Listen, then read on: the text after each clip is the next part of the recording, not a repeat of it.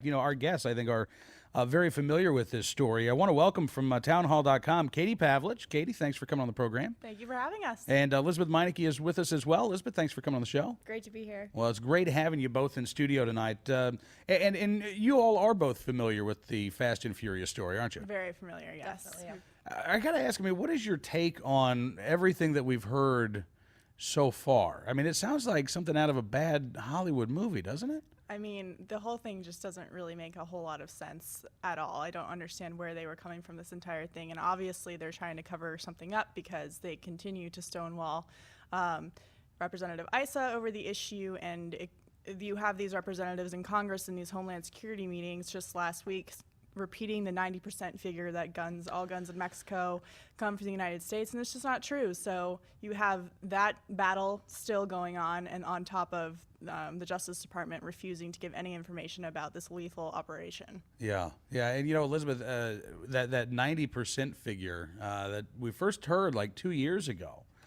just keeps floating around, despite the fact that it's been demonstrably, proven to be false. The number is actually closer to about 18%, which is that's a far cry from 90% of the guns recovered in Mexico come from the U.S. Exactly. Well, and the worst thing is, they've even gotten pressure from people like Mayor Michael Bloomberg in New York City, who's running these, undercover gun stings in Arizona. Which we're all kind of sitting here going, doesn't New York City have enough to worry about? He's so busy worried about all the stuff that he says is coming into New York. But there's so much there with the statistics that has just been proven wrong.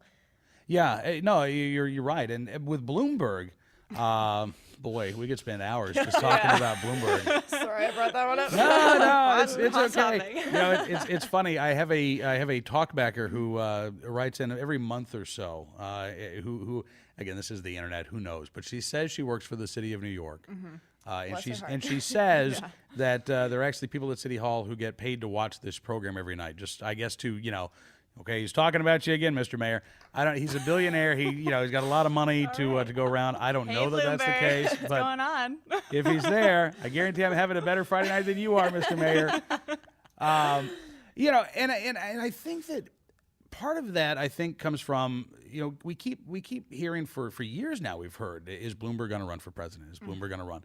I don't think so. I think instead he's decided that if he can't be president, he'll try to be like America's mayor. And we don't need America's mayor. That position's not even available. We have enough elected officials at every single level of bureaucracy. We do not need someone from New York City telling the rest of the country how to run itself, especially since most people in New York seem to be out of touch with what's really going on in places like Arizona and Texas, New Mexico, and California. And several of them seem to be moving out of New York. They make a lot of money. New York's not necessarily a place where you want to be in that particular tax bracket. Right. So. No, actually, I ran across a story, I think it was last week, actually. We were talking about it on the Weekly Roundtable with David Webb from Tea Party 365 in New York, that a lot of young New Yorkers are leaving New York City because they don't want to share an apartment with 8 other people. I think it's sad too, because New York is supposed to be this place of opportunity, and you think of it as the beacon of America in terms of what you can do and start your career. And 33% of young people are leaving the city. Yeah, and where are they going? Are they all showing up here in D.C. looking for government jobs? Probably. Probably, This is a place to be. I think there's a statistic out last year that there are only 3 places in the country that actually gained, jobs, and D.C. was one of them, obviously, by a large margin. Yeah. Well, they did save or create 500,000 federal government jobs with the stimulus bill. And they also killed 1 million private sector jobs. So it's no surprise in a place like New York City, where the private sector obviously always funds the public sector. When you don't have as many private jobs funding the public sector, people like Bloomberg feel like you should raise taxes, and that way you lose workers to places and they go to lower tax brackets. Yeah, well, and you can see it in New York right now. And not only that, the regulations that Bloomberg wants to put in place on even the smallest of businesses. If you open up a tiny little restaurant, get ready to start putting up the calorie counts on the menus and monitoring the salt and the trans fat. I can't imagine that New York City is a friendly place for an entrepreneur these days. No. You can't eat, you can't make money, and you can't defend yourself. And you have to live in a house full of 8 people. So. Exactly. And now, speaking of the young people leaving New York, I don't know if you saw the Daily Caller story today, and I apologize if I'm not allowed to mention. Okay. The internet is a big place. I strongly recommend folks visit townhall.com every day. Read Townhall magazine. And Townhall magazine. Yes, and hotair.com and Yes, all the he rest. knows. Hugh Hewitt's a fine man. But did you see the story? Recent college grads sour on Obama, surveys say. Did you see this? I've heard about this. I did not see that particular survey, but I have heard of the souring of the Obama zombies. It's interesting. It's an informal survey, whatever that means, by Joe Matalone, the founder of Matalone Global Strategies. 500 post-grads of a sample, 93% aged between 22 and 28. 83% voted for Obama in 2008, but now 27% say they're committed to voting for Obama again. That's pretty staggering. And 80% say they consider voting for the Republican candidate. Well, they should. I mean, you said these are graduates, correct? Yep. You know, when you're in college, things are a lot easier when all you're doing is going to school. But once you get out of school and the only thing you have is a degree and a promise from the president that you're going to get a job, and the market is still at 8.4% unemployment and possibly going to rise with the way things are going, you kind of realize that promises aren't going to get you anywhere in the real world. You actually have to work, and you want to work, and you want to get a job and be self-sufficient. Have you seen this, Elisabeth? I mean, the hope and change that we saw just a few years ago, has this given way to cynicism? Well, when even Oprah won't come out and back him as much as she did 4 years ago, I think, or 2 years ago, I think you have some problems. Yeah, I mean, I think part of it is the fact that both the left and the right are dissatisfied with the president. The left isn't happy with him, and the right isn't happy with him. So I think for college students again that have just students that have just graduated, I mean, you look at your prospects, and Katie and I talk about this all the time, how frustrating, kind of the outlook can be for someone in their 20s. I mean, you have no motivation to make any kind of substantial amount of money because it's going to be taxed. Right. You kind of look at our foreign policy, and you're concerned about the security of our country, the security of what Eric Holder's doing with the Justice Department, things like Operation Fast and Furious. Right. You see things like healthcare, you see things like the entitlement programs where, we both laugh every time we look at our paychecks and we see how much Social Security is taken out of, and we're like, well, that's just money down the drain. Kitty has a phrase. She just says, take me out of it. Get me off the system. Get me off the system, please. So, I mean, for kids just graduating from college, I mean, it's kind of a depressing outlook if you want to look at it that way. But fortunately, there's something called elections in 2012 that maybe can rectify some of the problems. The truth is, too, that things cost more. Not only can they not get a job, but the way that the federal government has spent, the bill is now on them.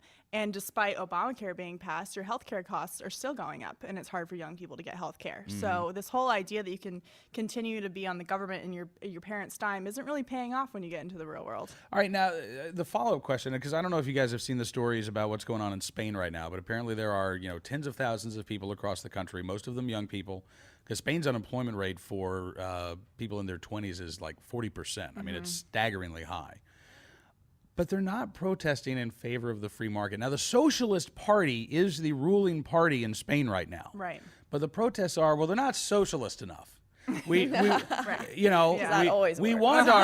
our free ice cream. We were told if we elected socialists, we would get our free ice cream. Right. And the socialists are saying, we have no money for ice cream. We can't buy anybody ice cream. And they don't want to seem to hear that. And so they're protesting that, no, we don't need an austerity budget. No, we don't need to spend less. We want our entitlements.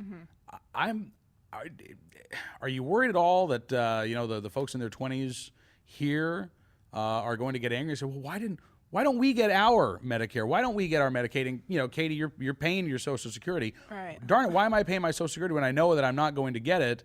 Rather than the answer being, I want to spend my money and invest it my way. Right. Are you afraid that there are a lot of people in the 20s who will say, we need to make Social Security more robust. We need more entitlements. Actually, with that study, they're saying they're not going to vote for Obama again. Yeah. The American way is to kind of do the opposite. We're not a socialist country. It's just not the American thing to do. So I'm hoping that these people will see the promises not falling through as, okay, well, obviously I need to get up and do this on my own, and the government isn't going to do it for me. And with the entitlement issue, entitlements we're seeing now aren't always going to be there for you, so it's not something you can rely on. You can only rely on yourself, and it really goes to show the importance of fiscal discipline within the government.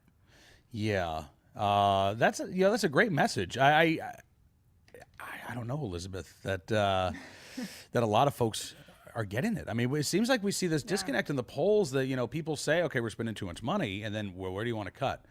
And the only places that they want to cut are the things that really, I mean, you could cut them down to zero and it's still not going to fix the fiscal mess that we're in. I do, though, think that you can look back at the midterm elections in 2010 and see the kind of people that they voted into office. And the people that they voted into office were the kind that were saying we need to tackle the entitlements. I mean, you know, Rand Paul has great speeches on that. He's, I think, one of the very articulate voices on that. And you can see that people voted for that kind of rhetoric and that kind of speech. And I think that they want to see people follow through on that. So I think you can actually look at the 2010 elections as people beginning to, you know, change their minds on that and put their votes where, you know, where the rhetoric is. So. All right. So we've been talking about, you know, just, we haven't even gotten to the big stories of the week yet. I feel kind of bad. Israel. I mean, look, the big story of the week, I guess, has to be President Obama's speech, which is kind of fascinating, given that this was supposed to be the big Mideast 2.0 speech. But that's not how people are remembering this. I mean, 24 hours later, this was the Israel speech. Right. Well, especially with the meeting with Netanyahu, I mean, today, the timing, really, all you could do was focus on the Israeli part of the speech. Although I do think that, you know, what he proposed, how we're supposed to be helping Egypt out, I do think that's troublesome. I mean, we have enough unemployment and enough instability in the financial situation of our government to be telling Egypt that we're going to forgive them $1 billion worth in debt, and then to be saying we're going to foster even more, you know, money to them through programs like the IMF, which, since we're the biggest contributor, means the American taxpayers are footing the bill. The administration hasn't been very forthcoming in saying, listen, this is, you know, how much this is going to cost the American people. We tried to follow up and ask them that, and they never responded. Strangely, that's not the first time I've heard that complaint about this administration. Yeah. Seems to be a reoccurring theme. Yeah, well, in terms of the speech, I mean, the beginning of the speech, up until when he threw Israel under the bus, was very all over the place. I mean, it was really hard to determine what exactly he was trying to talk about. I mean, he was trying to say that, you know, the reason why people are uprising in the Middle East is because they're unemployed. But then you see places like Israel, who have been so prosperous on their own in a free market society and the only true democracy in the Middle East, and he's not praising them at all. Right. So it seems like, to me, if the smart thing would have been to say, Israel has done everything the right way. If you guys really are concerned about unemployment and in your corrupt government, then maybe you should look at Israel as an example for what the Middle East should look like. Yeah, but, you know, I mean, honestly, it seems like there was very little. There was a lot of talk about, you know, the people who were taken to the streets in places like Egypt, and he threw, you know, the Iranian protesters a bone, even though he did nothing to help them in 2009. Exactly. We haven't forgotten about you guys. If you're watching, but there was so little discussion about why people were taken to the streets. You know, people aren't taken to the streets in Iran simply because of unemployment. Right. They're not continuing to protest in Syria because they can't get a job. They're being killed by their government, and they're still taken to the streets. That kind of tells me that this is more than just, you know, I want to go to work every day.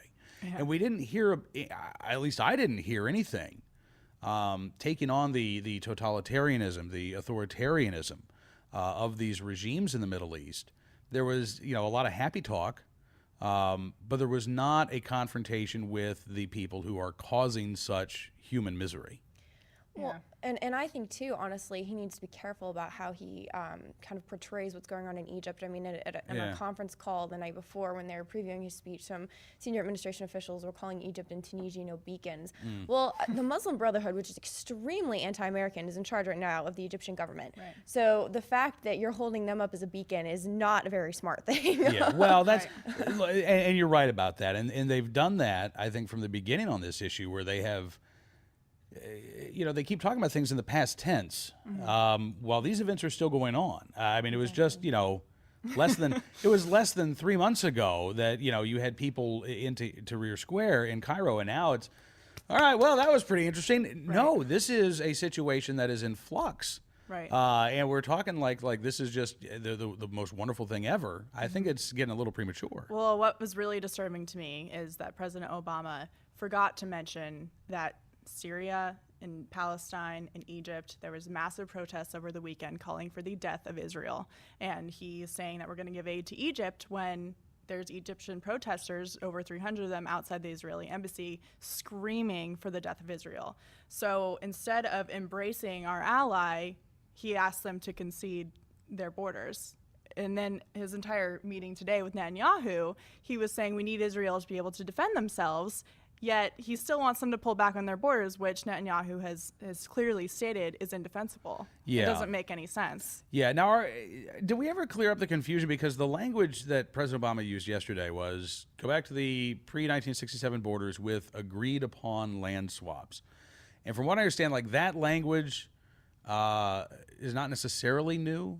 See, I kind of wonder if the president didn't want to give just the speech that sounded grand and glorious, and kind of everybody could take something from it. Right. You know, the Palestinian Authority could take the quote that everybody has picked up on. Israel, you know, President Obama could say, look, our language really hasn't changed that much from what we've said in years past. It didn't work out that way, clearly. Right. But, you know, I kind of get the sense that with a lot of Obama's speeches, he, you know, for a guy who's a great communicator, can you remember a single line from any of his speeches? No quotes from him. It's Right. like, quote from Barack Obama. Let me be clear, which, as someone said on Twitter, has never led to a clear sentence Right. in his life. He said it's the choice between hate or hope. And I was like, oh, that's his new campaign slogan for 2012. Hate or hope, winning people. the future. That's an MTV PSA. Yeah. I mean, that's Yeah. not a presidential speech. So, you know, while he's lauded as being this incredible communicator, I think it's a lot of words that sound pretty while he's saying them, but are utterly forgettable. And I think that's kind of what he was hoping this speech was going to be, something that he could, you know, slice and dice for a campaign commercial, and, you know, 6 months, or well, not even 6 months, 16 months from now. You mean tomorrow. He never stops campaigning. I know. Trust me, I know. You know, we all of a sudden get a 15-second, you know, excerpt from the speech that he gave, and doesn't he look so presidential? It didn't work out that way, again, because you know, for whatever reason, even if the language was not necessarily new, the intent seemed different this time around. And speaking of 2012, I mean, you have high-profile Jewish donors who donated to his campaign last time around coming out and saying, you better be careful in the way you handle this because we're not going to support you. And guess where 4% of the vote in Florida lies? With the Jewish vote, which is a huge swing state, also in New York. So he's got, you know, he's walking a really thin line, not only for his election process, but also for the whole Middle East peace process, as he tried to portray it as. Yeah. By the way, President Obama making some comments about the War Powers Act in Libya. We'll take a timeout. When we come back, we'll talk about that. I also, Katie, you were at the NRA annual meeting in Pittsburgh, so Yes, I've got to was. ask you Yeah. what you thought. Stick around. We've got another segment with Katie Pavlich and Elisabeth Meinecke from Townhall.com here on the Friday edition of Cam and Company. In studio with Katie Pavlich and Elisabeth Meinecke from Townhall.com, and the folks at PETA. I don't like them, but I'll say this for them: they're the P.T. Barnum of this generation. I just went to a news site, and right there, the headline at Apocalypse Central: preparing for what happens or doesn't. Talking about the family radio that thinks the world's going to end tomorrow. Apparently, PETA delivered vegetarian Last Supper meals to the family radio folks today, and you know, got written up in the local papers. And you didn't get one? I'm so shocked. I didn't. I'm sorry. My last meal better be full of steak and hamburgers and I don't know what else. And chocolate. Yes, Yeah, those PETA on will be top. very sad to learn that I had a cheeseburger for dinner tonight, and it was Nice. delicious. Always. So Hello. we didn't see any PETA protesters out at the NRA annual meeting this year. There were some gun control protesters out there in Pittsburgh, but this was your first NRA meeting, right? It was, yes, and I was very impressed. Yeah. A little overwhelmed, but it was very impressive. Did you have any expectations, Katie, when you were heading in for the first time?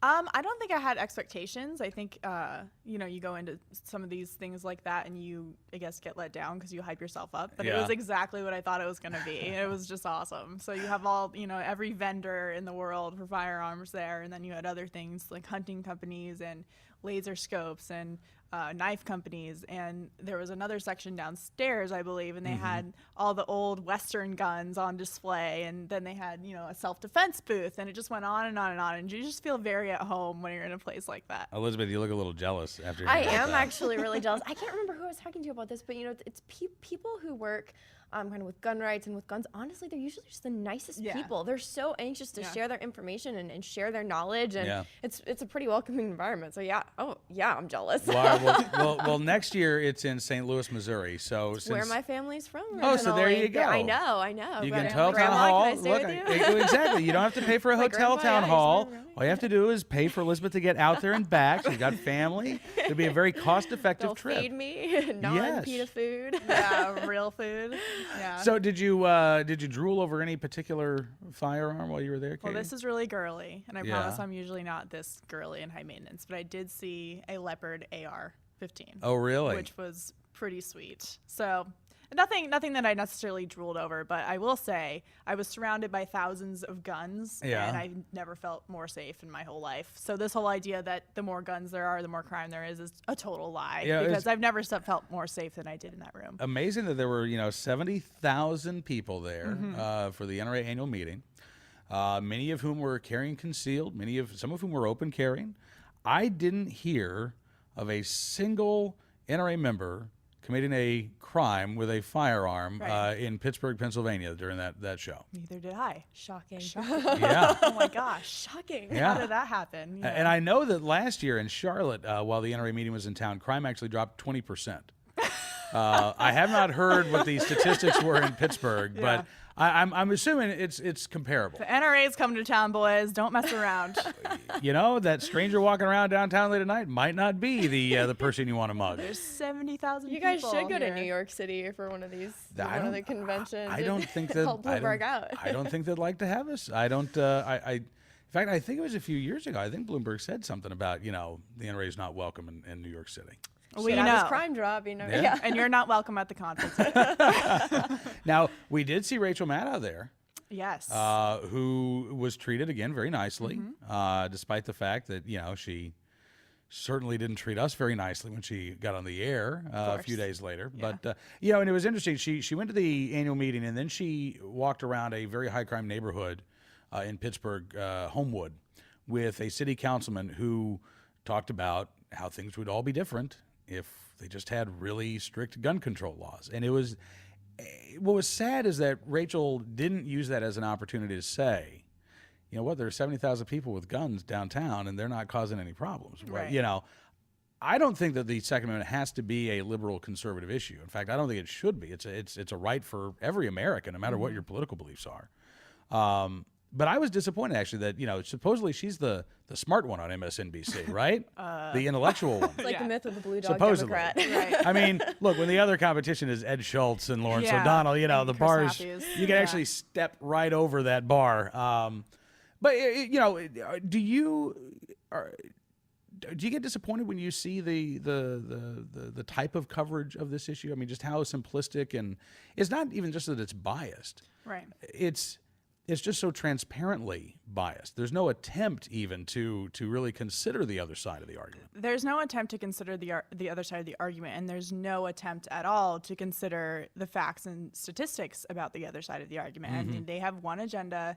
And like you said, I don't believe that the Second Amendment's a liberal or conservative issue either. But when you have these liberals who are so anti-gun, who refuse to pay attention to statistics put out by people like John Lott, who are economists, I just don't think liberals look at it as an everyday life kind of skill. And they refuse to believe that owning a firearm is part of American life. I mean, this has been something that goes back to the founding of the country, Wild Wild West. I mean, it's even a part of our culture today with all the Hollywood movies that we see. And for me, you wouldn't teach your child you would not teach them not how to swim. Like, you always teach your child how to swim. You always teach them about the bleach under the sink because it can hurt them.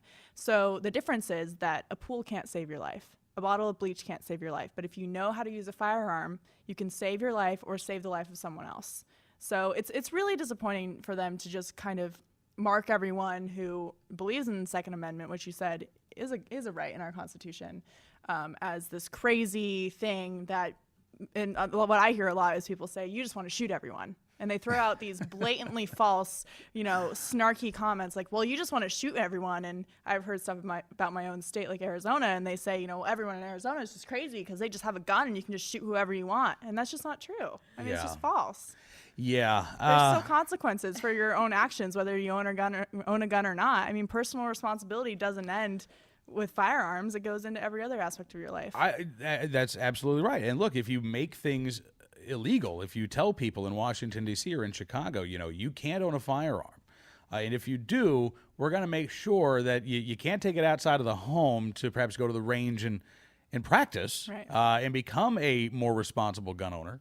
And then they get surprised when there's not a lot of responsible use of firearms. Right. They've destroyed the ability to have knowledgeable, responsible gun owners. Right. And so therefore the only type of people who have firearms in those places are the people who aren't allowed to own them to begin with, who are lawbreakers and aren't that interested in being responsible members of society, much less responsible gun owners. Right.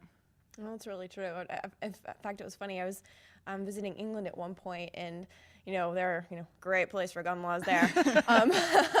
According to Piers Morgan, they're fantastic. Oh my gosh! But it was funny because at one point we were out, and I don't know why they came to this particular couple's home, but the husband owned firearms. He liked to go hunting, and the wife technically wasn't supposed to know where they were. So they're asking her, like, where are these guns? Because they had to double check that they were licensed or something like that. Yeah. And she was kind of between a rock and a hard place because she technically, under law, wasn't supposed to know where they were, and yet, like, they were asking her, show us, where they are. And I'm just like, at what point does does your common sense just flee you like that? Right. How does that benefit anybody? Exactly. And Right. it's a huge equalizer, too, with women. I mean, for feminists, Second Amendment rights should be the number one topic. Absolutely. Number one topic. We've seen a lot of stories, actually, over the past couple of weeks about, more and more women becoming gun owners. Do you see that among your friends? Or is there a bigger interest in gun rights? Yeah, actually, a lot of my friends are now NRA members, so that's good. I like to hear that. It's one of those things that they see all the time, and they don't feel like they're the person to go shoot a gun or go practice, shooting a gun or practicing their Second Amendment rights. But the truth is that every person has the right to defend themselves.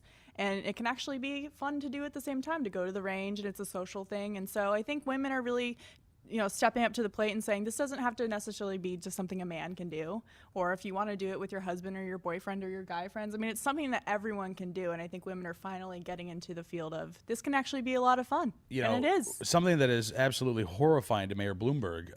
In Manhattan, there is a private shooting range. There's no public range, but they actually have a women's shooting league. All women shooting in Manhattan. I think it's fantastic. You've been out to the NRA range, right? I have, yes. You need to start a women's shooting league. I should. In the Northern Virginia, D.C. area. You couldn't do it actually in D.C., but I think I bet there'd be a ton of interest for that. I bet there would be, especially in Northern Virginia, where people always feel like they're so, in the city and they don't really have that opportunity. Yeah. It'd be good to kind of get them out in the range. Well, You we'll have- look into that. yeah. Ladies, give me Everyone a call. in our office, anytime you Yeah. bring up going to a range or something like that, so many of the women on the editorial team are like, yes, sign actually- me up. When do we go? Yeah, Helen. really? Yeah, Helen. She actually lives in Washington, D.C., grew up in upstate New York, went shooting for the first time 2 weeks ago. Yeah. And she was so excited, and she hung of our her coworkers. target up on the wall of her desk, and it was great. So it's always exciting to see people who are interested in new to shooting getting really excited about it, especially for the first time. Yeah, I'm sure that there are people who have had horrible experiences and have come back. I'll never do that again. But I've never met that person. Yeah. Everybody that I've met who's gone out to the range for the first time has walked. Wow, when can Right. we go again? Right. I mean, how can you not have fun? Exactly. Yeah, it's one of those things where every time they pick up a gun and shoot it, they go, oh, I got to do that again right away. Exactly. So, yeah. All right. I can't believe this. We only have a few minutes left here. Before we let you guys go, I want to ask Elisabeth, what was your favorite story of the week? Not necessarily the biggest story, but what was the story when you heard this? You said, "Oh, I know that I'm writing about this." Well, actually, Katie brought my attention to it today. It was the Illinois legislature went ahead and passed that bill, which would protect the identity of firearm owners in the state, because the Attorney General is going after that. Right. So now it goes to the governor's desk. So the governor of Illinois has a really big decision coming up, and he has his state police saying one thing. They're saying don't release this information, and yet I think he has an F rating from the NRA. So it'll be interesting to see what he does. Yes, he does, and he's already helped to really scuttle right to carry legislation in Illinois this year. It came 6 votes shy of a supermajority in the Illinois State House. That's it. But he had said that he was going to veto it, and the arm twisting, you needed 71 votes. I think we had 65 in favor of right to carry. So a majority of the Illinois House, but it wasn't that supermajority. And right now, Governor Quinn is in a very interesting spot. Do you want to tick off all of the Illinois gun owners again? Exactly. Yeah. Well, and it passes, and the Illinois State Police. Exactly. It passed the Senate 42-1. So, I mean, the support was pretty lopsided for it. And I spoke to one of the state senators, Kirk Dillon, and he seemed to, think that he was the one, who brought up the point about the state police being, against releasing this information. So I think that they're pretty excited about the chances. If not, there's still the litigation pending in the Peoria court. So depending on what the governor does, it could either be decided by this judge or it could be decided by the governor's signature. Well, and you know that the gun control advocates are they're whispering in Governor Quinn's ear because their standard is really that we don't have the right to carry. That the Supreme Court has said that we have the right to keep a firearm in our home for self-defense, but not. We don't have a right of self-defense with a firearm as soon as we walk outside our door in a public place. People are only going to attack you in your home because the Constitution only applies to your home, right? And they believe that the names of concealed carry holders and the names of gun owners. In this case, we're talking about the firearms owner identification card. You have to have that if you're a gun owner in Illinois. They think that should be public information, which is funny because.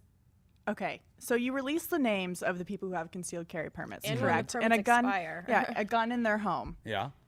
Who does that target? It targets the people who do not have a gun in their home. So the criminals are going to say, all of these people over here with the names have just verified that they have a gun in their home. We're not going to rob them. We're going to rob all of these anti-Second Amendment, anti-gun homes because we know they're not going to fight back. I mean, it's like shooting themselves in the foot. It makes no sense. Yeah, no, I think you're right. I think it hurts. I do think it hurts gun owners because there may be those criminals who will scope out the house when you leave. They decide, okay, if he's a right to carry holder, must have ammo in there somewhere, break into the house. But you also, you're absolutely right. The criminals who are smart enough to look at this and say, all right, where on this block am I going to go? You know what? I can go there for my ammo as soon as they leave the house, and then I can go right next door to the people who don't have a concealed carry license, don't have a FOID card, and I can get whatever I want from them. It hurts both people. I mean, one of the reasons why, and again, in Illinois, we're talking about the simple act of owning a firearm, but one of the reasons why we have a concealed carry license is so that nobody knows we're carrying. We're carrying concealed. Exactly. So, all right. So that was your favorite story of the week. That was mine. Katie, what about you? What was the story? One of my favorite stories this week. I'm always interested in university indoctrination, just because I feel like liberal thought in our universities is pretty much a monopoly, unfortunately. But this group of students who brought us the GPA redistribution video at CSU Fresno went out this week and produced a video asking people to sign a petition that would get people like Glenn Beck, you possibly, Bill O'Reilly, anyone conservative off of the radio and off of television, simply because of their hateful rhetoric. So as soon as, everyone's willing to sign this petition, and as soon as they sign it, they ask, but you're for free speech, right? And of course, all the students and everyone says, yeah, of course I'm for free speech. So they had just signed this petition saying that we want all these people who say things that we don't like off the air, banned from the airwaves, yet we believe in free speech. So apparently they only believe in free speech when you're saying all the right things. And we always say at Townhall, because we disagree with things even within our own issues, that the solution to a problem is not less speech, it's more. So whether you disagree with someone or not, the solution is not to ban them. And then on the other side, hypocritically say, oh, don't worry, I'm so free speech. I'm so for free expression and academic freedom. And sadly, this is rampant at our universities. And it wasn't just students. They didn't name names, but there were probably faculty members who signed the petition. Students were all ready to sign the petition. So it was eye-opening. Definitely. But, you know, sunlight's the best antiseptic, so Yeah. good for these guys. Takes a lot of courage. Good for them, absolutely, for covering this and for showing this to us. And we were talking last night. There was a new report that came out by the National Association of Scholars talking about on college campuses, even for history majors now, apparently Western civilization courses, survey courses, are not offered. Even for history majors, a survey in American history is very rare to be required. So you can actually graduate with a degree in history, never having taken a general American history or a general Western Civ course anymore. We wonder why our test scores are down, right? And we wonder why people don't get what free speech is all about. I mean, it's sad to think that people are graduating from college without learning the basic building blocks of our civics and our civic life. Well, there was actually a guy in this video who signed the petition, and then the guy who was giving him the petition said, "But you believe in the First Amendment, right?" And he said, "I don't know what that is." After he's saying, "I believe in free speech, I've signed your petition, but I don't know what the First Amendment is." I mean, come on. Oh, and he's going to be somebody's boss someday. Hopefully not. He'll probably go work for the government, actually. Well, all right, so townhall.com. Is there an easy way to find, Katie and Elisabeth, your columns specifically? You can look for both of us under the columnist page. We also post a lot on the tip sheet that has a lot of up-to-date news. So Tip sheets are blogs, so it's just at the top of the page. Well, I thank you both for coming in studio this evening. If this is the last night on Earth, I'm glad that you spent some of it here at the NRAnews Studios. Katie Pavlich and Elisabeth Meinecke with Townhall.com joining us here for the Weekly Roundtable.